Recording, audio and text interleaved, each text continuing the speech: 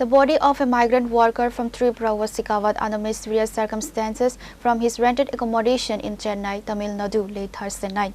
The deceased, a native of Sonamura, had been employed in the southern metropolis for the last 5 years.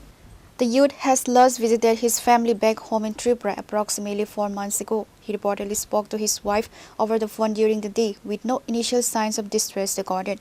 Within hours of the phone call, his lifeless body was discovered inside his rented room on Thursday night. Following the tragic discovery, the family members provided chilling details surrounding the incident. The deceased's wife made a startling disclosure to local reporters. Her husband was involved in an extramarital affair with a girl in Chennai. They have come to know that he had fatally assaulted that girl prior to his demise. তো কালকে রাতে কি হইছে কি তোমার সাথে কবে last কথা কইছে? কালকে রাতে 7টার সময় আমার লগে কথা কইছে।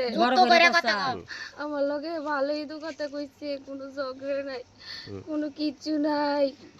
এবার কি শুনছো পরে? পরে শুনি নাকি একটা মায়ের লগে কথা কইতো। কথা করার পর আজকে 4 বছর আমার বিয়ে হয়েছে, কিন্তু 1 টাকা পয়সা দিতে না, আমার সব এই মায়ের কাছে দিতে।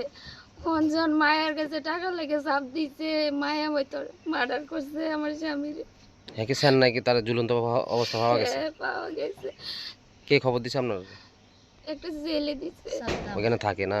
হ্যাঁ, নাম সাদ্দাম। কি কইছে এরা ফোন করে? হ্যাঁ, ফোন করে কইছে তাক দিত, ফাঁসি দিয়ে মরে গেছে। ও এটা কইছে আমার কাছে, এটা ফাঁসি না, এটা মার্ডার করা হয়েছে। আমি আর বিচার চাই, যে মানুষে আমার ছেলেটারে এতিম করছে, আমি তার সুস্থ বিচার চাই আপনাদের কাছে। বাবার নাম হইছে আশাদ মিয়া, মার নাম জোসনা বেগম। বাড়ি ময়নামা 2 নম্বর ওয়ার্ড। বয়স কত তার? আমার বাগিনার বয়স 24-25 হবে, এমন হবে। তো গতকালকে আমার বাগিনাবু তামিনা সন্ধ্যা 7টার দিকে কথা বলছিল তাকদিরের সাথে। তো তারপরে তারা 9টা পর্যন্ত আমার বাড়িতে আসিল। 9টা পর্যন্ত আমার বাড়ি থাকার পরে রাতে 12টার সময় একটা ফোন আইছি। সাদ্দাম বললে নাম, ওই আমাদের পাশে গ্রামের বাচ্চা মেয়ে ছেলে। কইতে আছে কয় তাকদুর আর নাই, তাকদুর লাশ জুইলা রয়েছে কইছে এরা কি, আবার সবাই তো কান্নামাটি কথা। কোন জায়গা থাকে?